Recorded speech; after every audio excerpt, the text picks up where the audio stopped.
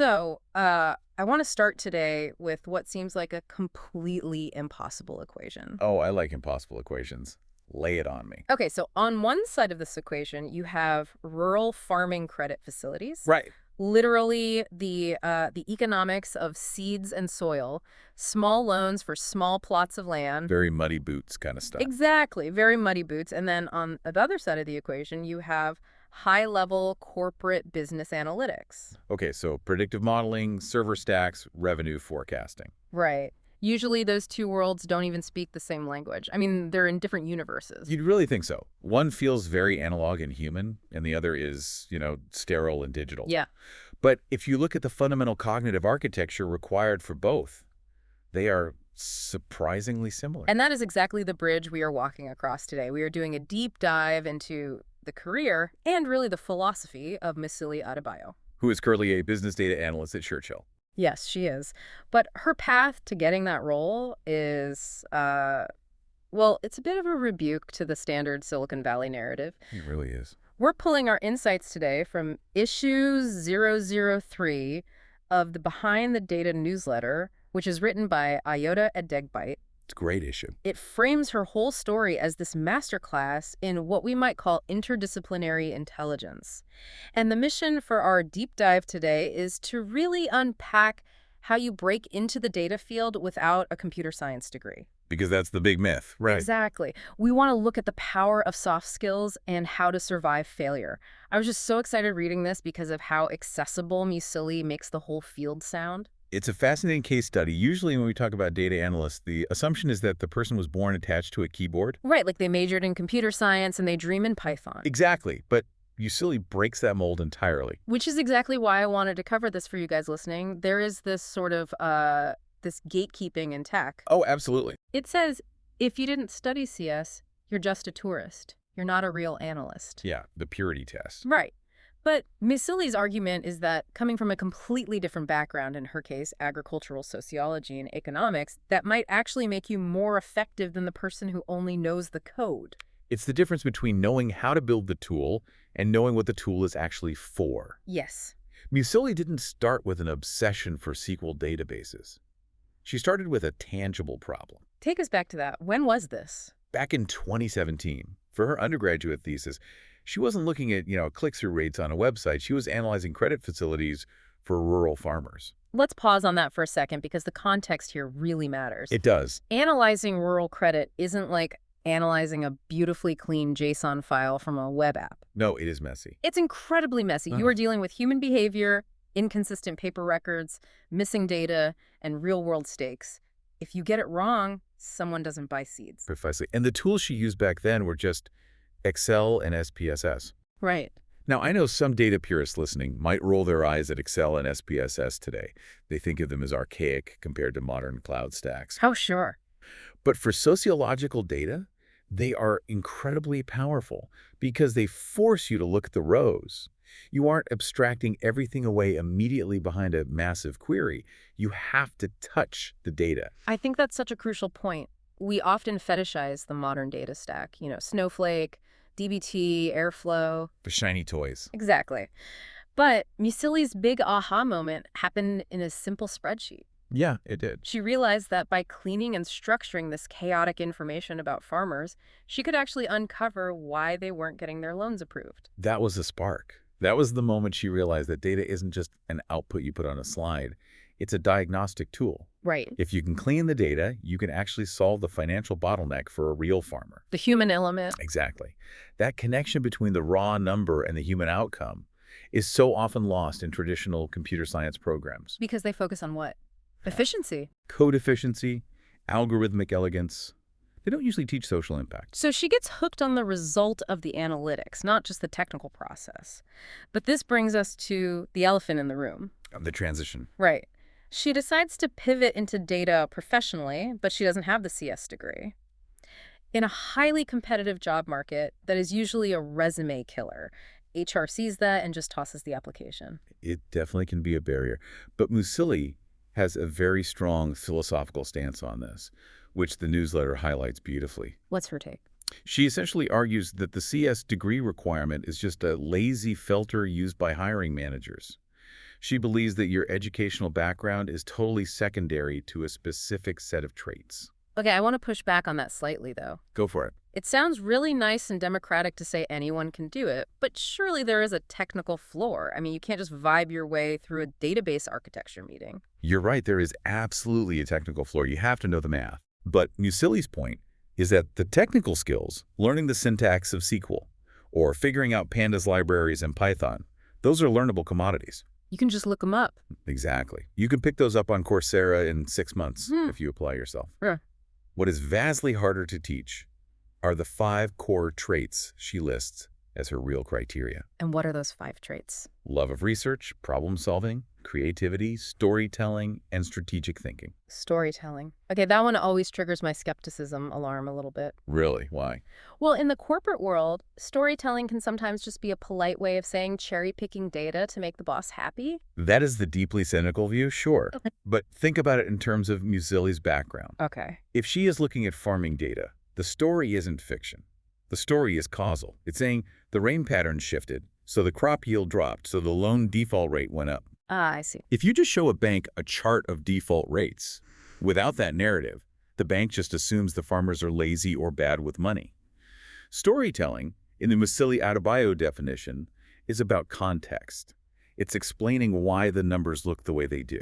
So it's less about spinning a yarn and much more about mapping causality. It's entirely about connecting the dots for people who can't see them.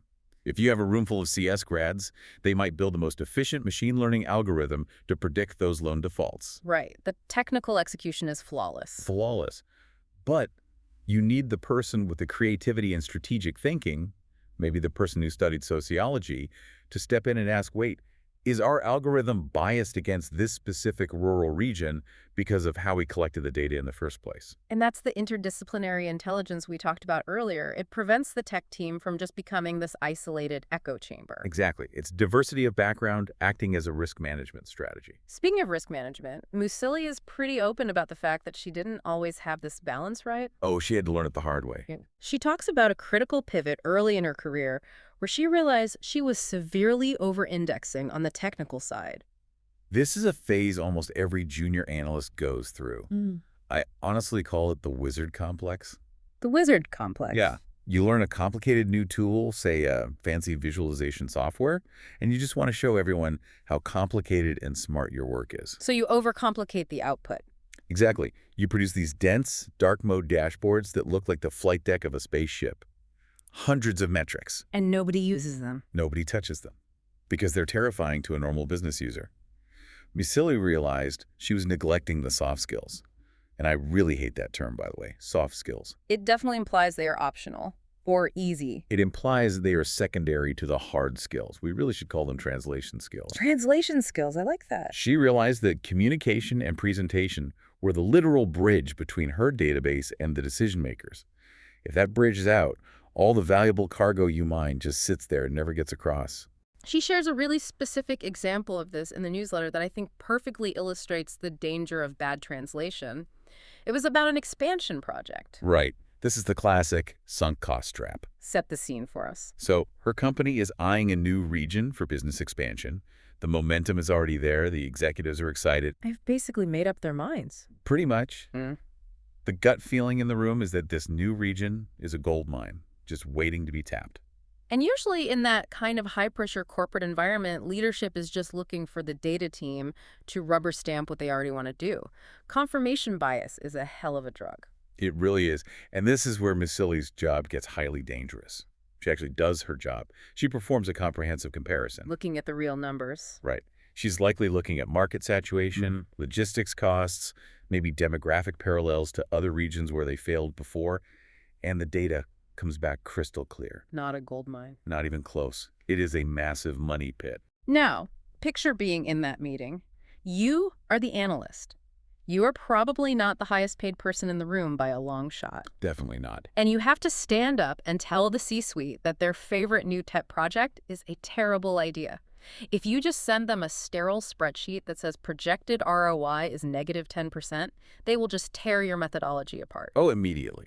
They will find any reason to ignore you. They'll say, well, you didn't account for our brand loyalty, or the market conditions are shifting in our favor. Right. This is exactly where that storytelling trait becomes a literal survival skill. Mm. Musili didn't just dump the raw data on the table and walk away.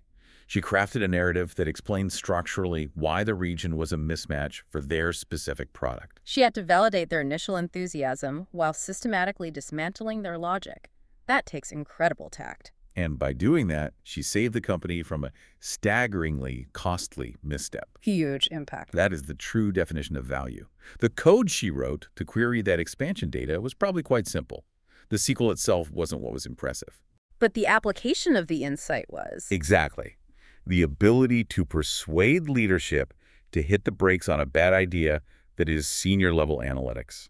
It's interesting to think about the alternative timeline. If she had failed to communicate that effectively, the company expands, they lose millions of dollars, and then 6 months later, they probably blame the data team for not warning them clearly enough. Or they blame mysterious market conditions. Yeah.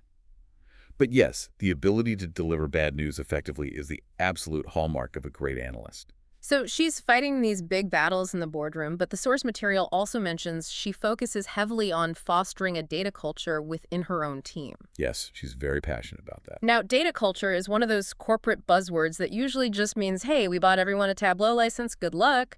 What does Musili actually do to build this? She treats data literacy almost exactly like she treated those farming communities back in her thesis days. It's about empowerment, not just giving people access to a login screen. How so? She actively runs literacy sessions and workshops for the broader team. Wait, is she teaching the sales and marketing folks how to write code? Not necessarily. She's teaching them how to think about data, how to ask the right questions of the data team, how to spot a misleading chart in a vendor presentation. That's incredibly valuable. It is. She's trying to slowly move the entire company from a culture of, I think we should do this because it feels right, to the evidence suggests we should do this. That is a massive cultural shift to pull off. And honestly, it's pretty scary for people who have spent their whole careers operating purely on intuition and charisma. It's terrifying for them because data brings accountability. If you track everything, you can't easily hide your failures behind good PR. Right. But Musili counters that fear by actively celebrating data-driven wins. Positive reinforcement. Exactly. When someone on the team uses an insight to improve a minor process, she amplifies it. She makes data feel like a superpower you get to use to make your job easier rather than a report card you are constantly being graded on. That reframing is brilliant. It creates a safe space for the team to be wrong, as long as they are wrong for the right reasons. Which segues perfectly into her take on failure. Because let's be real, you can have all the data in the world, the best culture, and you can still miss the target completely. And she's honest about that. She talks about a specific project she led that straight up failed to meet its expected outcomes. She doesn't sugarcoat it at all in the interview.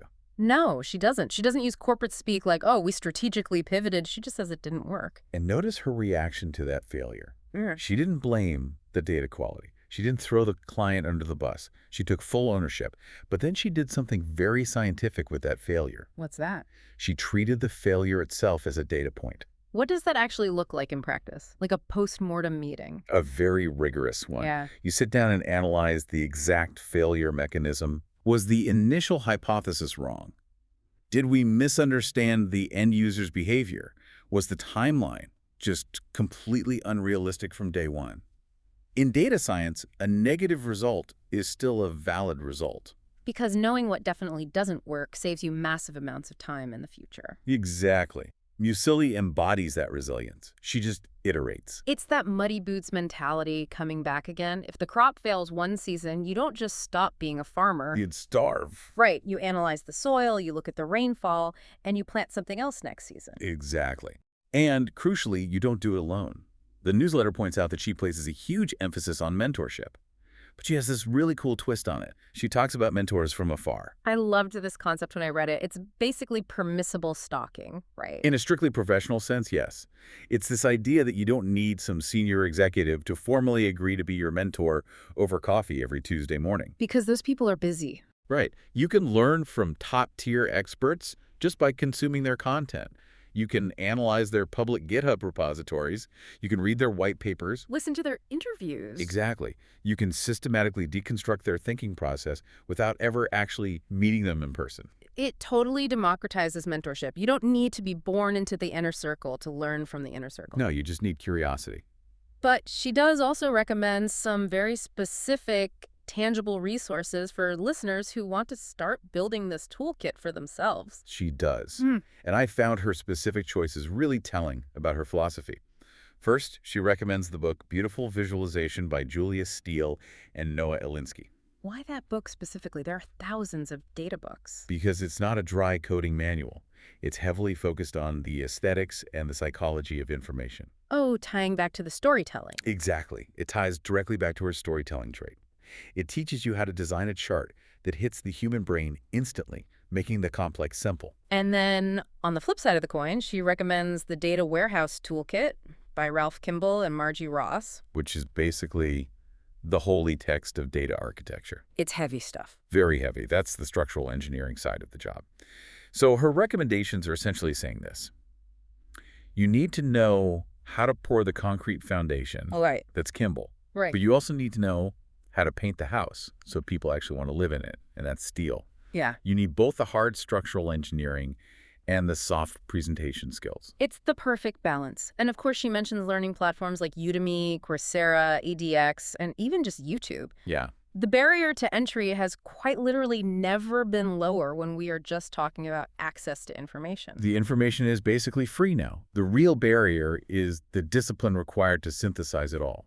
So bringing this all back to where we started our conversation today, Musili Adebayo goes from analyzing rural agricultural credit to preventing massive corporate expansion disasters. Quite the resume. It feels like a huge disjointed leap when you first hear it, but after unpacking it, it actually feels like a perfectly straight line. It is a straight line, and it's drawn with intense curiosity.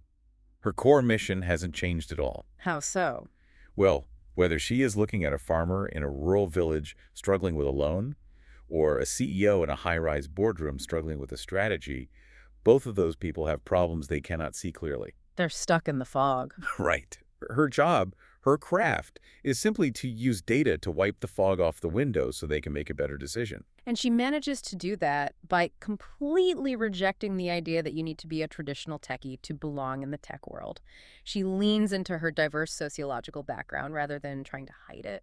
And that is the ultimate takeaway for anyone listening to this right now. If you are a high school teacher or a registered nurse or a mechanic and you want to pivot into data analytics, do not throw away your past experience. Don't hide it on your resume. Embrace it.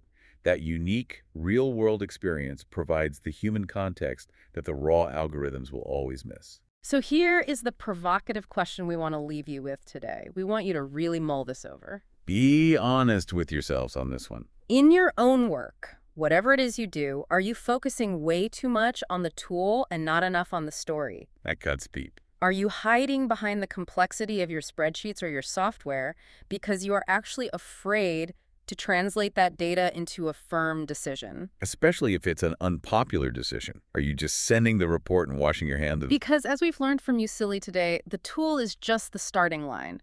The actual impact is in the story you have the courage to tell. Thanks for taking this deep dive with us today. Keep analyzing, everyone.